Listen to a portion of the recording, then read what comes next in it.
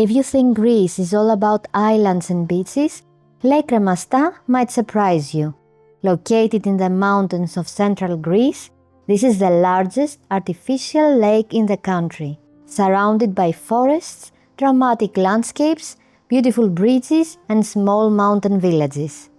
I recently spent a few days exploring the area, and in this video, I'll show you some of the best things to see and do around Lake Kremasta, where to stay, how to get there, and everything you need to know to plan your own trip.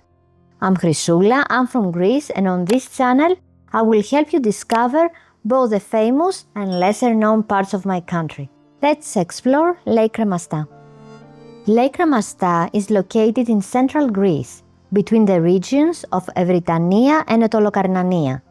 It's the largest artificial lake in Greece and was created in the 1960s after the construction of the Kremasta Dam on the Hellos River. What makes the area special is the landscape. The lake is surrounded by mountains, forests, small villages, and winding roads with beautiful views along the way.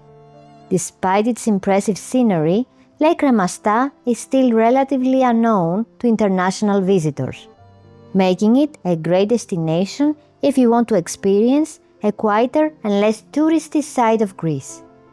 To visit Lake Kremasta, you generally need a car, as the area is quite remote and the different villages and attractions are spread out. If you're coming from Athens, there are two main routes. You can drive via Patras and Agrinio or through Lamia and Karpenisi. Depending on your exact destination around the lake and the route you take, the drive takes around 4 to 5 hours. We took one route to get there and the other one on the way back, which is a great way to see more of mainland Greece. You can also include Lake Kremasta as part of a longer mainland road trip, combining it with places like Delphi and Meteora. For our trip, we stayed at Lake Kremasta Hotel, a recently renovated boutique hotel located in the small village of Neochori, overlooking Lake Kremasta. The rooms are modern and comfortable, and the hotel has beautiful views of the lake and the surrounding mountains. Its peaceful location makes it a great base for exploring Lake Kremasta and the wider area, while being completely surrounded by nature. Waking up to the views over Lake Kremasta was definitely one of the highlights of our stay. Now let's move on to some of the best things to do around Lake Kremasta, starting with the lake itself. We joined a boat tour with Lake Tours, and this was one of the best moments of our trip. They offer several tours of different durations, so you can choose depending on how much time you have and how much of the lake you want to explore. Seeing Lake Kremasta from the water gives you a completely different perspective and really shows you how large it is. During the tour, you'll learn more about the history of the area, including the villages that were submerged when the lake was created. You will also get to see the surrounding mountains and some of the lake's bridges, including the famous Manolis Bridge. I will leave a link to Lake Tours in the description below if you want to check the different tours available. After seeing the lake from the water, the next thing I recommend is exploring it by car. The drive around Lake Kremasta is an experience in itself, with winding roads, mountain scenery, and beautiful views of the lake along the way. You will also cross some impressive bridges, including Episkopi Bridge and the award-winning Tatarnas Bridge, that was considered an important engineering achievement when it was built. Both bridges are offering fantastic views over the lake. Take your time, stop at the viewpoints along the way, and enjoy the drive.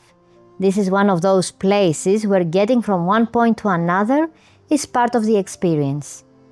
The area around Lake Kremasta is also perfect if you love hiking and being in nature.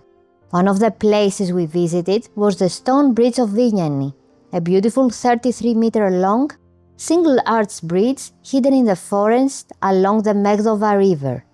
The International E4 hiking trail also passes through this area. From the bridge, you can continue along the river towards a series of waterfalls and natural pools. During the summer, when the water level is low enough, you can walk along the river, explore the waterfalls, and even swim in the pools. Another beautiful hike is Trippa της Όσκλιανης, hidden in the mountains of Agrafa. The trail takes you along the Agrafiotis River through a wild and unspoiled landscape, eventually reaching a narrow canyon where small waterfalls flow down the rocks and create deep natural pools. The water is freezing cold, but in summer it's an incredible place for a swim. And after your hike, you can stop at Neromilos in Agrafa for some food or a refreshing drink, a great place to relax before continuing your exploration of the area. Finally, for both of these hikes, I definitely recommend bringing water shoes, as you will be walking through the water and over rocks in several places. Another thing I recommend is taking some time to explore the small villages around Lake Kremasta, and make sure you come hungry because we had some really good food throughout the area. One of the most picturesque villages is Evrytania, where you can wander around the traditional stone houses and stop for a meal at the Halia Tavern. Another stop is Kerasochori, where I recommend Παλιός Άνεμος for meze and coffee. You should also visit Neochori, the village where we stayed. It has a lovely small square where you can stop at the traditional καφενείο Τα Πέντε Πλατάνια for meze and tsipuro, while enjoying the views over Lake Kremasta. And in Agios Georgios, you can stop at Thea restaurant, which also has beautiful views overlooking the lake. In general, one thing that really stood out during this trip was just how tasty the food was. You'll find simple, traditional dishes made with local ingredients, and eating in these small villages is very much part of the experience. Another interesting stop is a traditional watermill between East and West Fragista, which is still operating today. We met the miller and got to see how the power of the water is used to turn the millstones and grind corn and other grains into flour. There is also traditional nerotrivi, where the force of the water is still used to wash large textiles and blankets. It's a quick stop but a really interesting glimpse into traditional life in this part of Greece. And what I loved is that this isn't simply a tourist attraction. The watermill is still part of everyday local life. As you explore the area, you will also come across small historic churches in some incredible locations. One of the most memorable we visited was Agia Deftera, just outside the village of Silovrachos. To reach a little church, you have to cross a small suspension bridge before reaching its dramatic position on the rocky mountainside. And the views from there are incredible. You can look out across Lake Kremasta towards Episkopi Bridge and the point where the Trikeriotis River meets the lake. It's places like this that make exploring the area so interesting.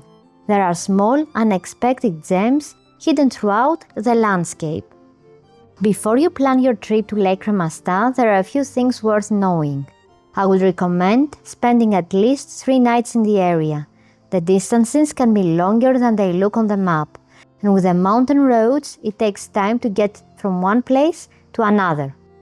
Lake Kremasta is a year-round destination, but I think the best time to visit is from spring through autumn, when you can make the most of the outdoor activities, including boat tours, hiking, waterfalls, and swimming in the natural pools. You will definitely need a car, and one important tip is to fill up your tank before you arrive, as there are very few gas stations around the lake. If you're coming through Agrinio or Karpenissi, I recommend filling it up there before continuing. If you're planning to do the hikes, bring comfortable walking shoes and water shoes. And most importantly, don't try to rush your visit. Take your time driving around the lake, exploring the villages, enjoying the local food, and discovering this beautiful, lesser-known part of Greece. I hope this video has inspired you to add Lake Kremasta to your Greece itinerary. If you found it helpful, give it a like and subscribe for more Greece travel tips. Thanks for watching, and I'll see you in the next video.